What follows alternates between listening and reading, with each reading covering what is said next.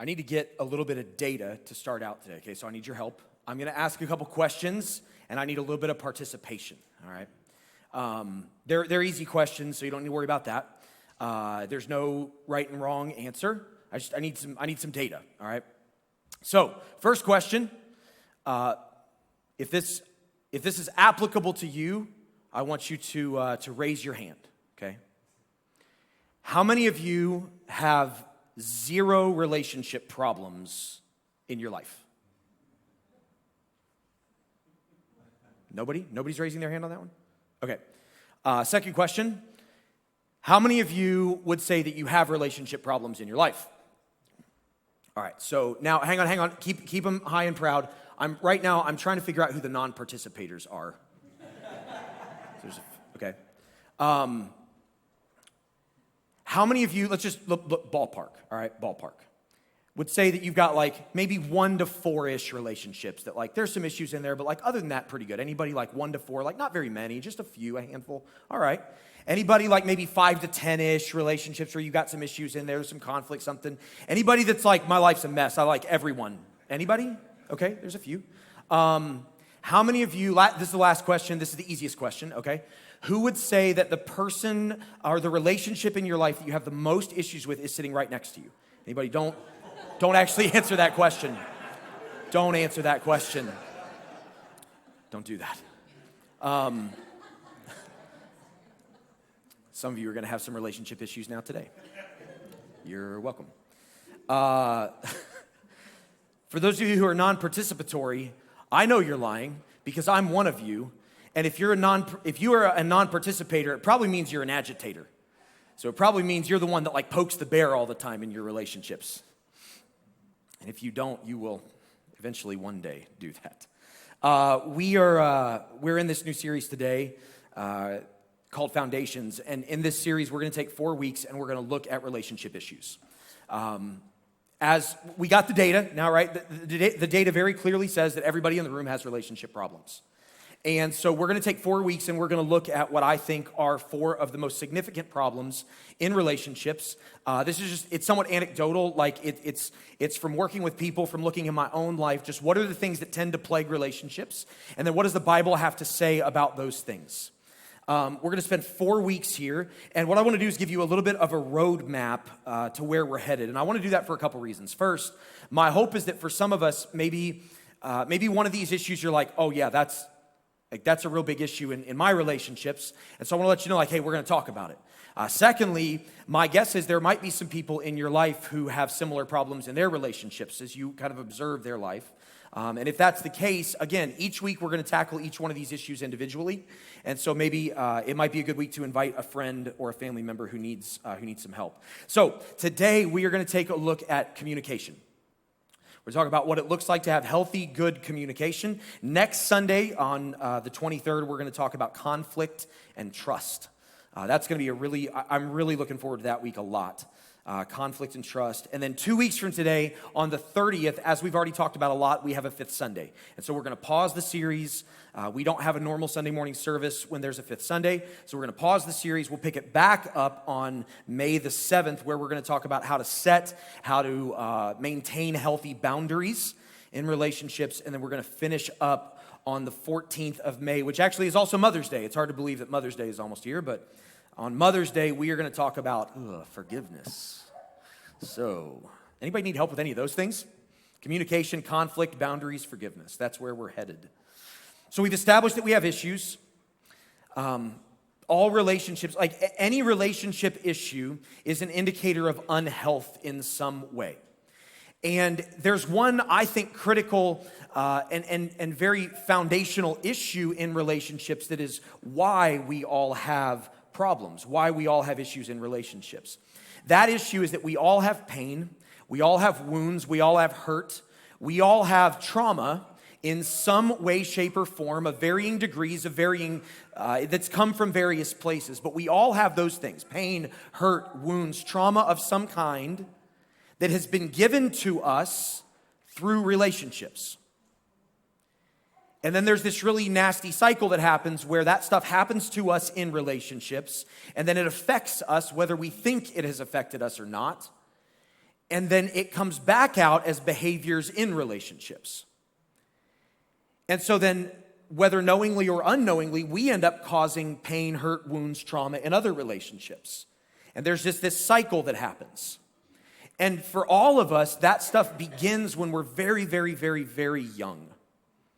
And so we don't always realize the way that it impacts us, but it's universal. We all have pain, wounds, hurt, trauma that's been inflicted in relationships. Now, we all respond to this differently. For some of us, we might like our response might be that when, to use a word that may not be super popular, but when our pain, our hurt, our wounds, when that stuff kind of gets triggered a little bit, we might like kind of cower in fear. So our response might be that like we just get very afraid and it's just like, no, I don't, no, none of that. For some of us, we might have the opposite response and we might come out with strong anger. Let's do a little bit more. But is anybody in the anger camp? I'm in the anger camp. I don't like being backed in a corner, man. I don't like it at all. So for some of us, we might kind of lash out in anger. For some of us, we might drown our pain, our hurt, our wounds in substances. For some of us, we might drown our hurt and our wound and our pain in work. For some of us, we might drown our hurt, our wounds, and our pain in busyness. For some of us, we might just shift blame. For some of us, we just avoid it. Like we just pretend it's not real altogether. For most of us, we have some combination of all these different things that happens. And those responses are often they're very visceral and very subconscious. They just kind of happen. And we don't necessarily know that that's different than the way other people respond, or we might not even know where it's coming from. But the problem is that when we respond in those ways to the pain and the hurt and the wounds in us, we end up causing hurt, wounds, and pain in other people's lives, and then the cycle continues. Now, in the worst of scenarios, I think there are a lot of us. I'm going to say we're all good people. Like we're here because we care about getting better, getting healthier. For most of us, we want to get better, but we may not have any idea how to get better. One of the things that I see the most often as I work with people is that for so many of us, we want to have different patterns, different behaviors in our lives. We want to respond differently and have healthier relationships. But what was modeled for us was unhealth. And so we might want to learn how to communicate better, but we have no idea how. We don't know what that looks like day in and day out. We might want to deal with conflict better, but we don't know how to deal with conflict better because we only saw one thing. And so it can feel like we're starting at a huge disadvantage, and in many ways we are. Because if we grew up in environments where we never saw health in relationships, it's very hard to figure out how to be healthy. Does that make sense? One of the hardest things for me, when Vanessa and I planted City North with our launch team, I've been in church my whole life. I've been a leader in churches my whole life, but I had never been a lead pastor. And so very, very quickly, we launched the church, and like within the first couple weeks, I was kind of like, oh, what do I do now? Like I knew the rhythms of church. My whole life is oriented around Sundays. It has been for basically my whole life. But as far as like the day in, day out, how do I do this thing? I had no clue because I had not had tons of great examples of that throughout my life.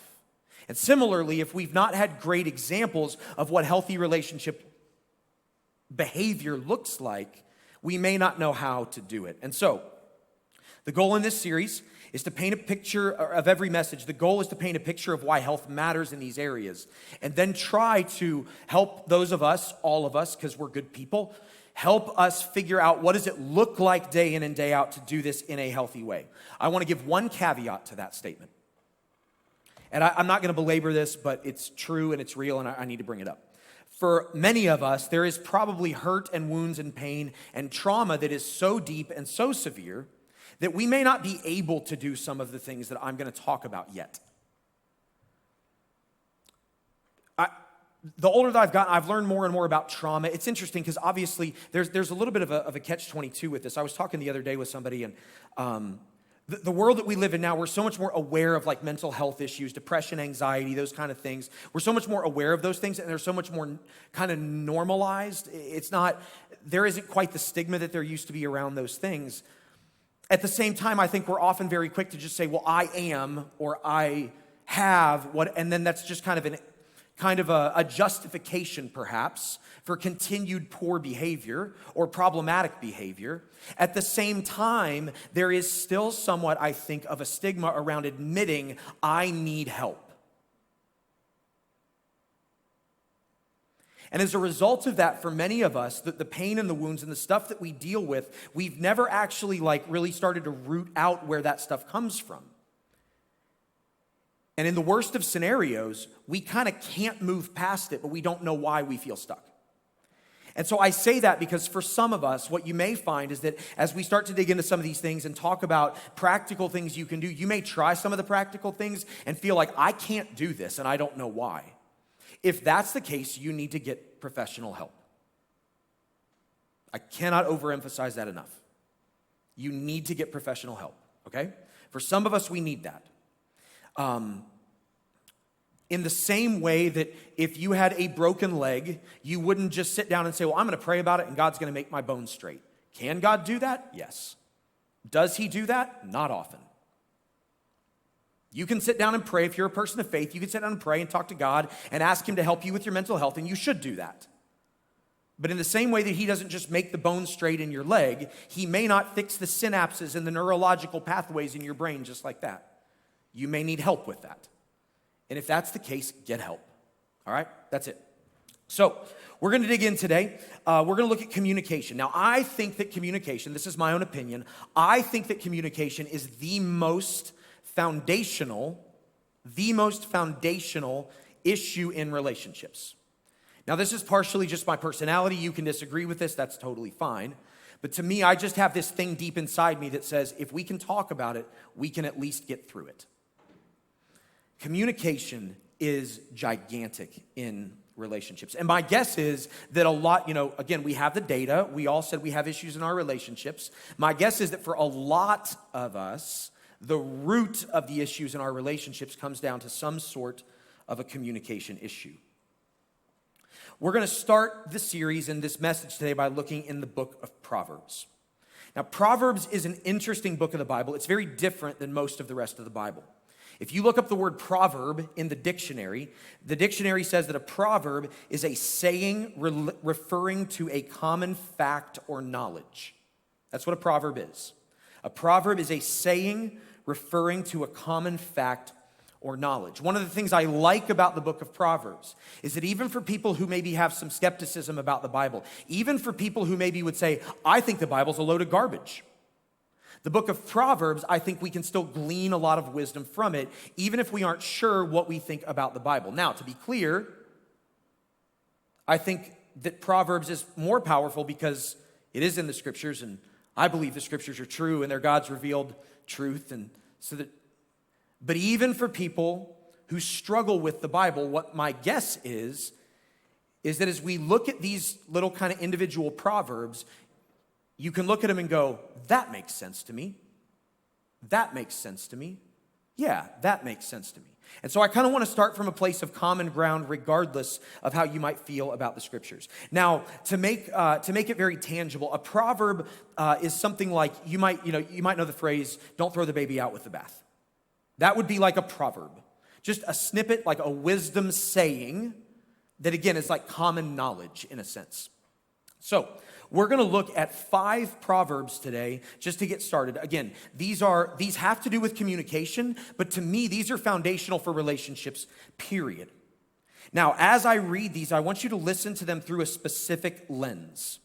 We're talking today about communication, about why does healthy communication matter and how do we communicate in a healthy way. That's the lens that I want you to listen to these proverbs through. All right, so let's jump right in. Proverbs chapter 15, verse 1 says, a gentle answer turns away wrath, but a harsh word stirs up anger. Again, my guess is regardless of how you may or may not feel about the Bible, you could look at that and go, yeah, that makes sense. I've had people in my life who, like, everything they ever say is harsh.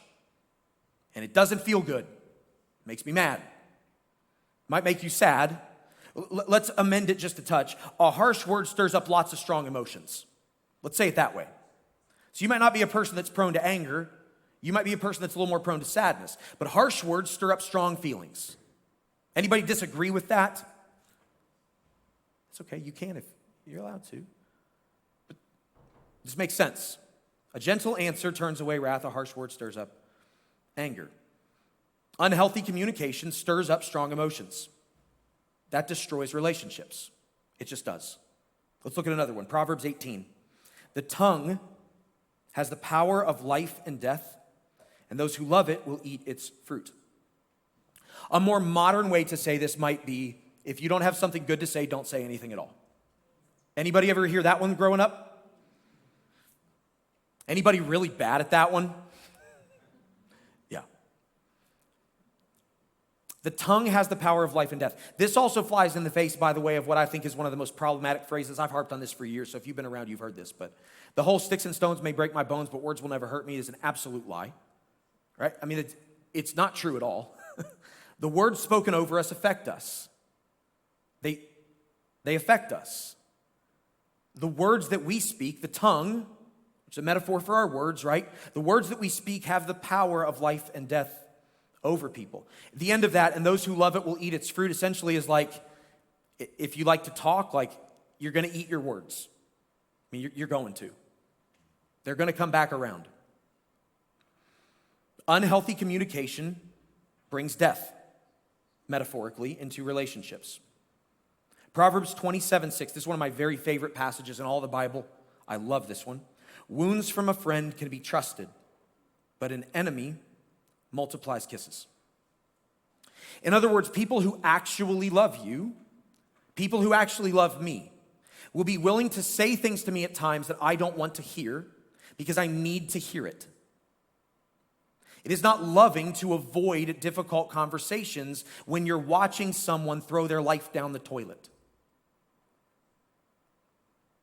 Proverbs 18, we're going to look at Proverbs 18:2 and Proverbs 18:13. These are pretty similar. Fools find no pleasure in understanding, but delight in airing their own opinions. Facebook would be a better place if that weren't the case. Proverbs 18:13, to answer before listening, that is folly and shame. In other words, unhealthy communication cares only about its own opinion and dismisses others. So here's 5 very simple wisdom sayings that we would all do better to live more in line with. And that also illustrate, I think, very clearly, a truth that, I don't even want to say like, this isn't even like a biblical truth. It is a biblical truth in a sense, but it's a biblical truth just in the sense that you read the stories in the Bible and go, well, yeah, that's the case. Why does healthy communication matter? Because healthy relationships are impossible without healthy communication. I don't think it's possible to have healthy relationships if you don't know how to communicate in a healthy way. I don't. I think when you read these verses, like if we flipped it around and said like,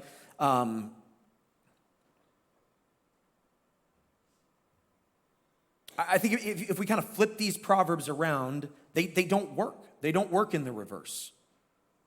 To answer before listening does not produce good outcomes. Healthy relationships are impossible without healthy communication. Now, I said at the beginning that what I want to do in the series is I want to take a look at each one and kind of give a why does this thing matter, and then give a how do we do it, all right? So, I think, my guess is that all of us would agree with that statement. I hope that all of us would agree with that statement. If not, that's okay. But I might ask you to consider the relationships in my life that are the healthiest. And when I say healthy, by the way, I do not mean void of conflict. I don't mean that. We're going to break that down more next week, but I don't mean void of conflict. I mean like they're growing and they're flourishing. Healthy relationships are impossible without healthy communication. That's why this matters. So how do we do it? Again, especially for those of us maybe who have not had a lot of healthy communication modeled for us, whether by our parents, our friends, if we've just not had a lot of it, what does it look like biblically? We're going to do this a little bit differently than we typically do today.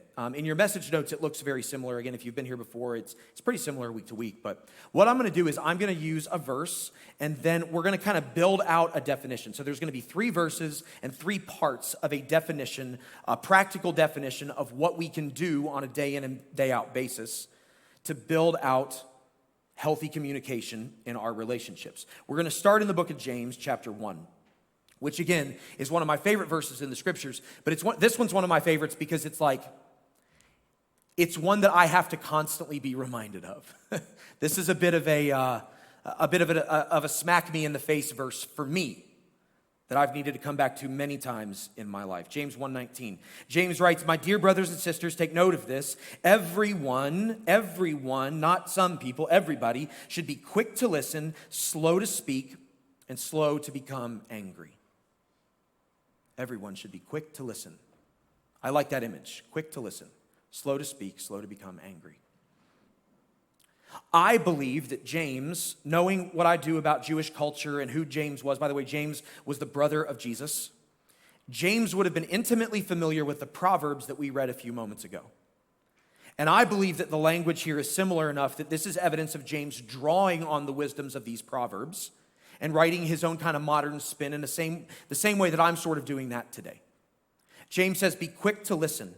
Well, that mirrors what the Proverbs are talking about. Fools find no pleasure in understanding, but delight in airing their own opinions. Or to answer before listening, that's folly and shame. So James is saying, slow down, be quick to listen, be slow to speak, and be slow to become angry.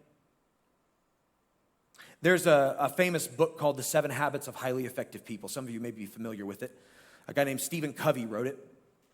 It's a book that is very well known in the business and leadership world in particular. And in it, Covey illustrates what he believes are the 7 habits that people in the world who are the most effective have. And one of those habits is seek first to understand and then to be understood. Again, the world would be a better place if more people did that. Seek first to understand and then to be understood. That's a similar kind of idea to, I think, what James is getting at here. Be quick to listen, slow to speak, slow to become angry. So let's build out our definition. If you want to have healthier communication in your life, if you want to learn to communicate in a healthy way, the first step is to listen, listen, listen. Listen, listen, listen. That's the first step. Listen, listen, listen. I'm drawing a little bit here. There's a couple interesting places in the Bible where there's some interesting phrasing. God says to people, listen, listen. He doubles it. This is in the Old Testament in particular, and it doesn't often get translated that way in our modern English, but in the Hebrew, it's listen, listen. You ever have to do that with kids? Hey, listen, listen, listen, listen, listen, listen. That's this. Listen, listen, listen. Everyone should be quick to listen. Why? Well, because fools find no pleasure in understanding, but delight only in airing their own opinions. Why? Because to answer before listening is folly and shame. Nothing good comes from answering too quickly. Nothing good comes from not listening to people.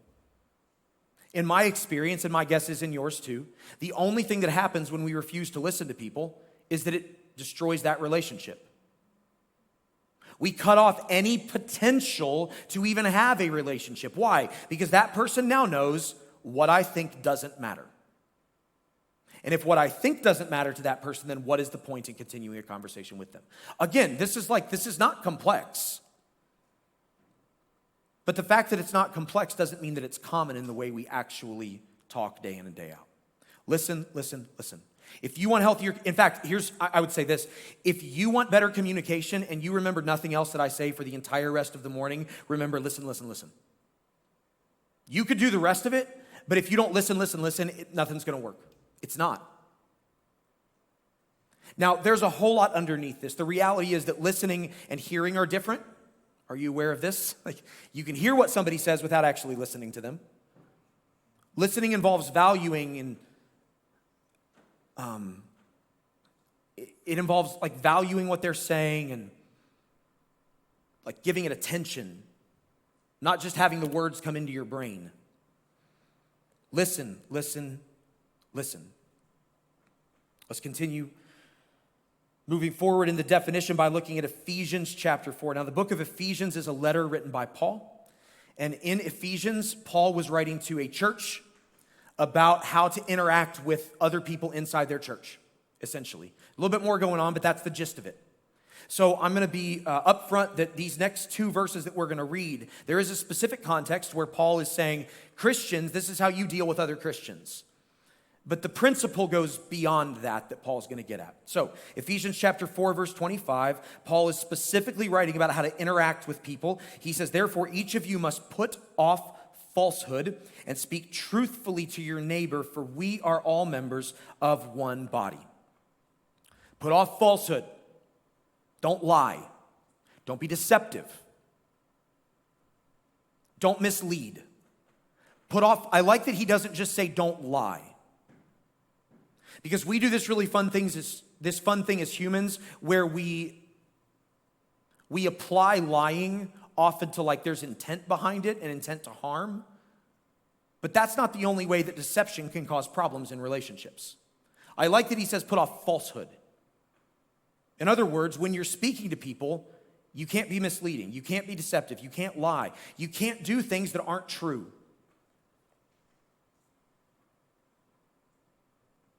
So, if we continue to build out the definition, if you want to have healthier communication, better communication, listen, listen, listen. Then use words full of truth. Then use words full of truth. Listen, listen, listen. And then when you speak, when it's time, remember James, everyone should be quick to listen, slow to speak. So there's a time, and when it's time, speak with truth. Why does this matter so much? I tell my children all the time.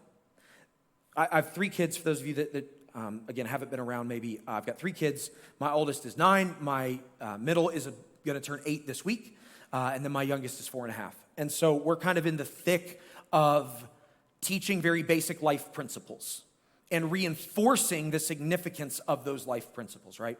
So when my kids lie, because kids lie, when my kids lie, I have a conversation with them every time.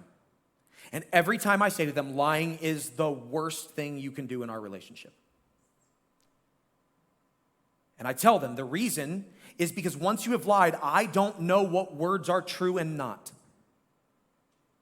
When there is deception in any relationship at all, when there is falsehood in a relationship, it causes people to not know and be able to fully trust what that person says and does. And that breaks down the potential for that relationship to thrive and have health and have growth. It's just not possible.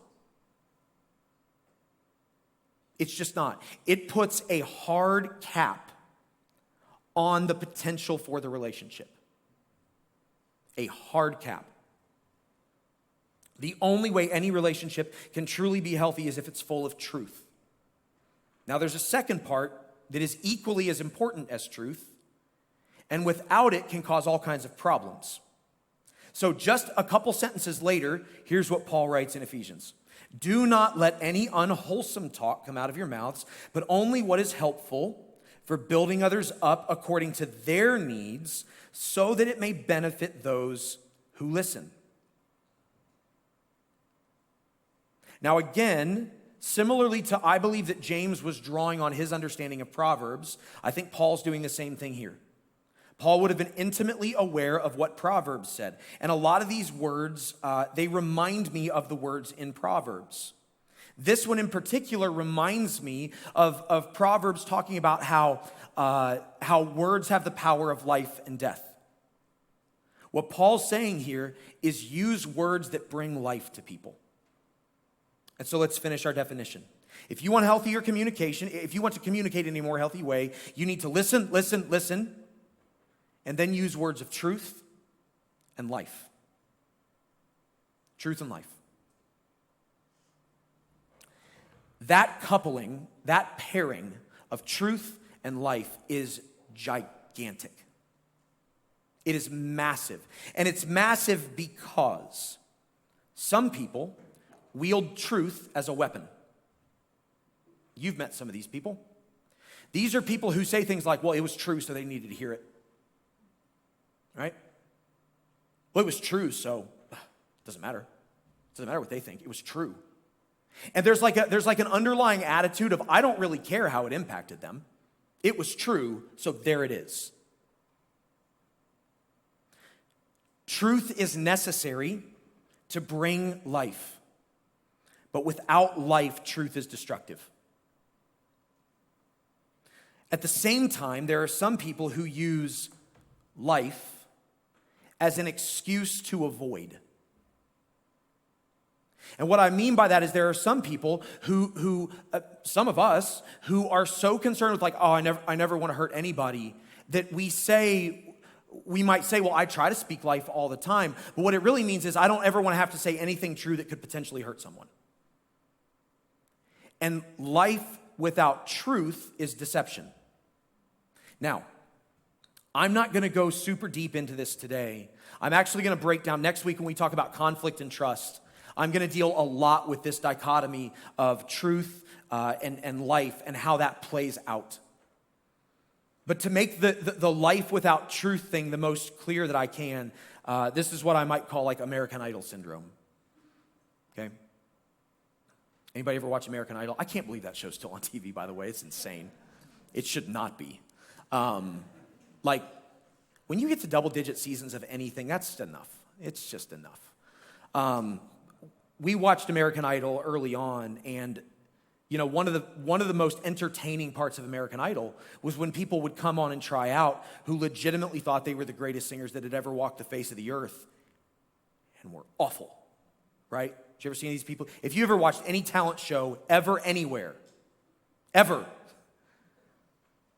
any talent show, there's somebody there whose parents were like, you're amazing, you're the best. Yeah, those cartwheels, you are the best gymnast that's ever lived. And they like did a roll. You know what I mean? Like, that's what life without truth does. Life without truth tells somebody falsehoods where somebody somewhere along the way needed to be like, hey, that's not your gift. Hey, let's channel that.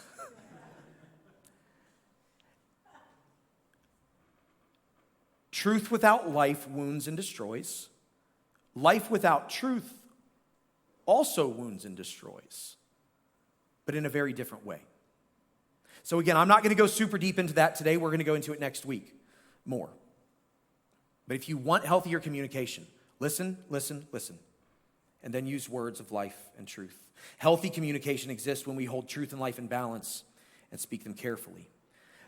So as a quick eval, if you find yourself often hurting people, it could be that you're using way too much truth. If you find yourself never, ever thinking, oh man, I wonder if that hurt that person.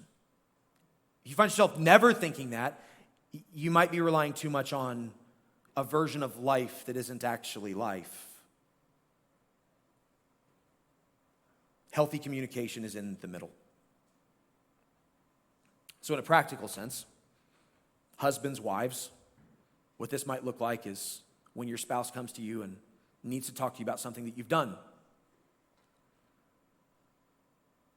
you keep your mouth shut and you listen and you listen and you listen and you keep listening and you keep listening and you be slow to speak and you be slow to become angry. And then when it's your turn to speak, you use words of truth and life. And maybe they come to you over something silly that's like, hey, I've told you 1,000 times to please take the trash out before it's overflowing. I need you to do that. It's really frustrating to me that it doesn't seem to matter to you. And you listen, and you listen, and you listen. And you have an option there, right? You can respond by saying like, well, I've told you not to overflow the trash can. Anybody ever had that fight in their house? Because that happens in ours about once a week. And I'm not going to tell you which one's which, but you could probably figure it out pretty quick.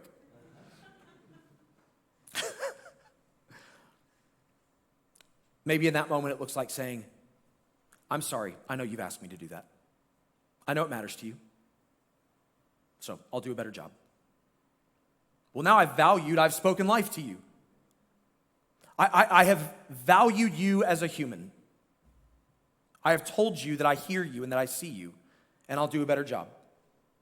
Then, by the way, do a better job too. That's important. Maybe it's when you're frustrated with your spouse, instead of going to them and just kind of lighting them up for what they've done for the 9,000th time. Maybe it's, hey, I know that you would not intentionally do things to drive me nuts. But this is driving me nuts, and I really need your help. Will you please help me with this thing? Maybe for single people in your friendships, or anybody in your friendships for that matter. Maybe you've got a friend who's just obnoxious all the time. You know, you got that friend? If you don't have that friend, you might be that friend. You might want to ask some questions. Maybe when that friend does that thing that drives you crazy, maybe what you need to do is go to them and say, hey, can I ask you a question? You know I care about you, right? Why is it that you do this thing? And then listen. And then listen and then listen. Why is it that you do this thing? Why is it that you always, it seems like you kind of try to one-up stories. Like, why is it that you do that? Listen. Well, I don't. Okay. Well, listen. I love you, and I know that you wouldn't like try to one-up people. But I think it's just something that maybe there's a blind spot there. Well, now you've spoken life because you've told them, like, I know that it's like that's not really who you are, but there's this thing. Now I've used words of truth and words of life. Maybe for teenagers when your parents are like all over you about everything and they're being unreasonable. Any teenager ever had a parent that's unreasonable? Don't raise your hand if your parent's with you. I had some parents that are unreasonable. One of them sitting back there. I'm just kidding. You weren't unreasonable, Mom. Just kidding.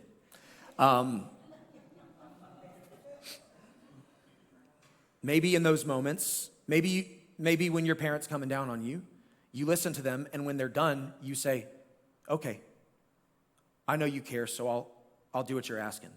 And then when your parent has woken up from passing out,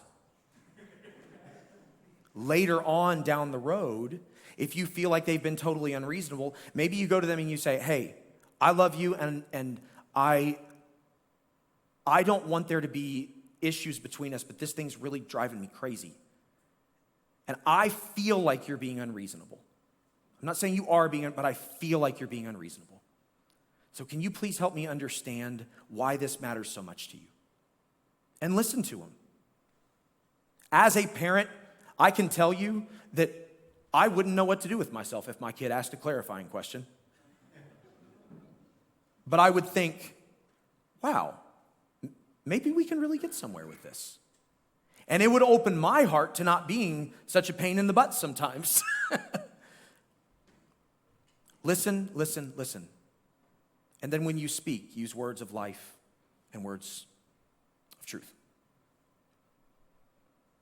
So, I want you to take a moment and just imagine, like, when you think about the relationships in your life that are the most difficult, what might happen in those relationships if you listened more? Like, truly listened more. If you spoke a little less, if you got a little less angry, and if when you did speak, you were very focused on speaking words of life and truth. Balancing them. When that person upsets you, not withholding that, but talking to them about it and valuing them and saying, hey, I know that you wouldn't hurt me on purpose. I know that because I know you. But this thing hurt. Can we work through that? Imagine the conflict that would be minimized. Imagine the anger that you may not feel anymore. Imagine the way that perhaps that relationship could begin to flourish as two people who believe in each other speak life and truth over each other. For any of you that ever played sports, I'm going to end with this kind of as an illustration. For any of you that ever played sports, anybody ever play sports and have like a really, really good coach? Like an awesome coach? Anybody? Anybody ever have a really bad coach? The worst coach that I ever had, my freshman year of high school playing basketball, he really loved to yell, and he really loved the F word. And There was one game in particular I remember. I don't remember where we were, but we were away. And I remember my parents after the game being like, what happened in the locker room at halftime? It's like, I mean, we got yelled at because that was like what happened all this. What do you mean? They were like, we could hear it from the bleachers. Like, oh, that's bad. You wouldn't be shocked to know that that coach didn't get the most out of his players. The best coaches that I ever had in my life were coaches who, every now and then, they gave it to us. But they gave it to us because it was true and we were being idiots and avoiding it. But they did that out of a place where we knew they cared about us, that they believed in us, that they loved us, and that they weren't just trying to grind an axe because they were mad at their wife. You know? The best coaches, the best teachers, the best people in any relationship are the people who don't react with whatever they feel, but are the people who patiently listen and then who speak with truth and with life. And so it is in our relationships. So, for all of us, again, we have the data. We all have some struggles in our relationships. When you think about those relationships where communication is very, very challenging, listen, listen, listen, and then use words of truth in life. I'm going to give one caveat to that before I finish up for today. In the worst of cases, it won't matter if you listen, listen, listen, and then use words of truth in life. Because there are people who will not respond to that with any kind of health whatsoever. We're going to talk about conflict and trust next week, and then the week after that, we're going to talk about setting boundaries. And there are absolutely scenarios where it is appropriate and good and healthy to set boundaries and to establish barriers to help protect your own health. So we're going to get there. But for people that are reasonable, but who you just struggle with, listen, listen, listen, and then use words full of truth and words full of life. And if you'll do that, it won't change your relationships overnight, but it will begin to foster and grow a health in your relationships and a health in your communication that will enable you to not just grow your communication, but to grow that relationship, and then to grow another relationship, and then to grow another relationship, and experience a lot more life across the board. Let me pray for us.